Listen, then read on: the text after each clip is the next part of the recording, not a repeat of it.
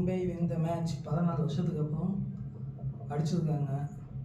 Actually இன்றைக்கி வந்து நான் பாதி மேட்ச்லேருந்து தான் மேட்சுக்கே வந்தேன். எப்படி சொல்கிறது, அந்த ஒரு ஃபஸ்ட் ஹாஃப் பார்க்கவே இல்லை சுத்தமாக. செகண்ட் ஹாஃப்ல வந்து ஒரு 8வது ஓவருக்கு நான் வந்து மேட்சுக்குள்ளே வரேன். நான் இப்போ பார்த்தீங்கன்னா உள்ளே வந்துட்டேன். பட் வந்து இந்த 0 விக்கெட்டு ரோஹித் சர்மா ஒரு பக்கம், விக்கெல்டன் ஒரு பக்கம் பறக்குது. நான் எக்ஸ்பெக்ட் பண்ண மாதிரியே வந்து போணுச்சு. நேற்று வந்து மேட்ச் பார்த்தேன், வந்து நம்ம கிங் கோலி அடித்த ஸ்கோர்லாம் வந்து பார்க்கும்போது நான் எக்ஸ்பெக்ட் பண்ணேன் இந்த டைம் சர்மா அடிப்பாதுன்னு. அதே மாதிரி அடித்தாது.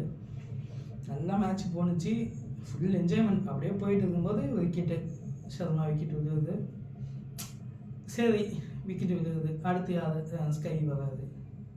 வந்து முதல் பால் மடக்கி அப்படியே அந்த அடிக்கிறாரு. ஆக்சுவலி அது 6 போகணும்னு எதிர்பார்த்தேன். பட் 4. சரி, அது 4 போயிடுச்சு. அவர் நிற்கிறாரு, வராது. அடுத்து ஒன்று விக்கெட் விழுது. அடுத்து திலக் வராது. இவர் போய் திலக் வராது. சூரிய யாதவ் போய் திலக் வராது. அவர் வந்து அவர் ஃபர்ஸ்ட் பால் போகுது. மறுபடியும் வந்து விக்கெல்டன் போகிறாரு. விக்கெல்டன் போயிட்டு மறுபடியும் இவர் வராது, பாண்டியா வராது. அவருக்கு போகுது. ஆமாம், விக்கெல்டனா தெரியல. பட் இன்னைக்கு மேட்ச்சு சம்பவமான மேட்ச்சு.